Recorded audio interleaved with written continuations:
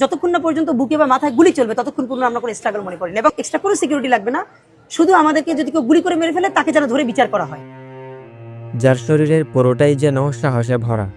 বক্তৃতায় তুলেন প্রতিবাদের ঝড়, কথা বলেন কঠোর ভাষায়। সেই কঠোর ভাষা কখনো আওয়ামী লীগের বিরুদ্ধে যায়, আবার কখনো যায় অন্যান্য দলগুলোর বিরুদ্ধে।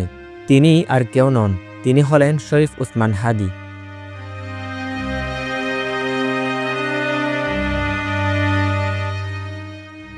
জুলাইয়ের গণ অভ্যুত্থানের চেতনাকে টিকিয়ে রাখতে যিনি গড়ে তোলেন ইনকিলাব মঞ্চ। এই মঞ্চের মূল উদ্দেশ্য হল শোষণমুক্ত সমাজ ব্যবস্থা গড়ে তোলা এবং ফ্যাসিবাদ বিরোধী সংগ্রামকে তীব্রতর করা। নির্বাচনী প্রচারে গুলিবিদ্ধ হাদী, কিন্তু সেই প্রতিবাদী কণ্ঠ আজ নীরব। 12ই ডিসেম্বর শুক্রবার দুপুর আসন্ন নির্বাচনে ঢাকা ৮ আসনের স্বতন্ত্র প্রার্থী শরীফ ওসমান হাদী নির্বাচনী প্রচারণায় নামেন। বিজয়নগর বক্স কালভার্ট এলাকায় প্রচার চলাকালীন তিনি গুলিবিদ্ধ হন। গুরুতর আহত অবস্থায় তাকে 2টা 35 ঢাকা মেডিকেল কলেজ হাসপাতালে নেওয়া হয়। ঢামেক হাসপাতালের জরুরি বিভাগের চিকিৎসকের বরাতে জানা যায় বর্তমানে ওসমান হাদী কোমায় আছেন। ঢামেক হাসপাতালের সামনে আন্দোলনকারীদের ভিড়, তাদের উত্তেজনাপূর্ণ স্লোগান। এই খবর মুহূর্তে ছড়িয়ে পড়লে ঢামেক হাসপাতালের সামনে ভিড় করেন জুলাই অভ্যুত্থানের আন্দোলনকারীরা। প্রধান উপদেষ্টা ইতিমধ্যেই হামলাকারীদের দ্রুত আইনের আওতায় আনার নির্দেশ দিয়েছেন। এদিকে বিএনপি জামাত সহ জুলাই আন্দোলনের সহযোদ্ধারা হামলাকারী ও পরিকল্পনাকারীদের দ্রুত গ্রেফতার এবং দৃষ্টান্তমূলক শাস্তির দাবি জানিয়েছেন। কারা এই হামলার পেছনে তা এখনও জানা যায়নি। তবে এই হামলার পটভূমি তৈরি হয়েছিল মাসখানেক আগেই। গত 14 নভেম্বর হাদী তার ফেসবুক স্ট্যাটাসে লিখেছিলেন, আওয়ামী লীগের খুনিরা 30টি বিদেশি নম্বর থেকে কল ও টেক্সট করে তাকে হত্যার হুমকি দিয়েছে।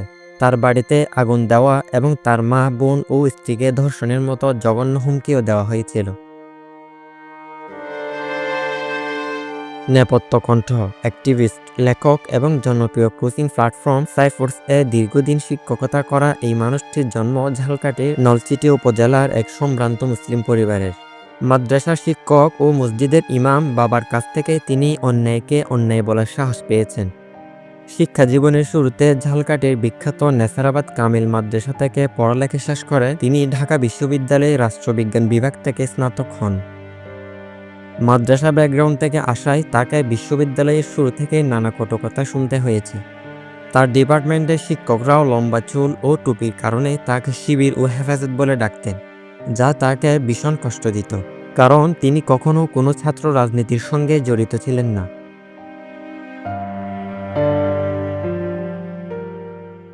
2024 সালের জুলাই আগস্টের আন্দোলন তার সেই প্রতিবাদী রূপকে আরও জাগিয়ে তোলে। নিজের অন্তঃসত্ত্বা স্ত্রীকে রেখে তিনি রাস্তায় সোচ্চার ছিলেন অন্যায়ের বিরুদ্ধে। বিজয়ের পর তিনি নিজ পিতৃভূমি ঝালকাঠিতে ফিরে রাতের বেলা দলবল নিয়ে মন্দির পাহারায় কাজ করেন।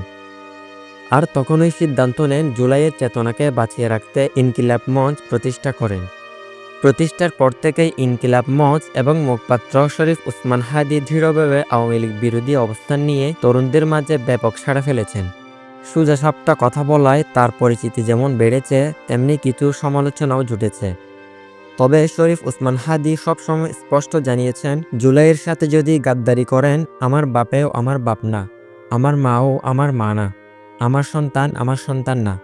এই কঠোর প্রতিজ্ঞাবদ্ধ মানুষটি এখন মৃত্যুর সঙ্গে লড়ছেন। পুরো জাতির চোখ এখন ঢাকা মেডিকেল কলেজের হাসপাতালের দিকে। দেশের রাজনীতিতে এই প্রতিবাদী কণ্ঠের ভূমিকা কি এখানেই শেষ হয়ে যাবে, নাকি এই হামলা নতুন কোনো প্রতিবাদের জন্ম দেবে, সময় বলবে।